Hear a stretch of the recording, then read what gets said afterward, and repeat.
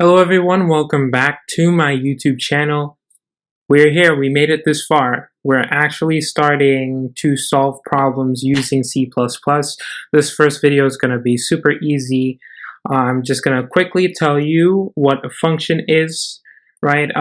If you're familiar with math, like a function takes in some sort of input and does a few calculations with that and returns an output. So that's essentially what a function is. Functions make it easier for us to solve problems, keep our code clean and dry, and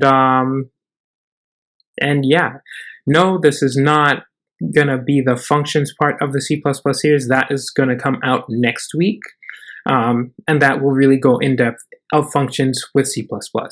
But for this one, we're just going to start and solve our first problem. I'm going to be using HackerRank.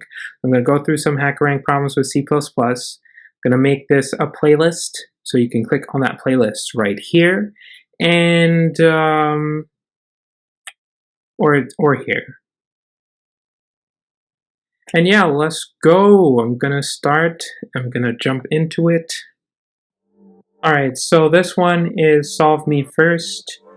I guess it's just giving us the sum, so we just return a plus b, and that's it.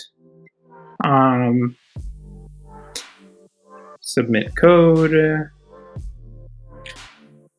Good. Sweet. We passed the test cases. And like, this is really cool. This is how you can get your first foot into problem solving, so that you're ready for interviews. I suggest doing these every day.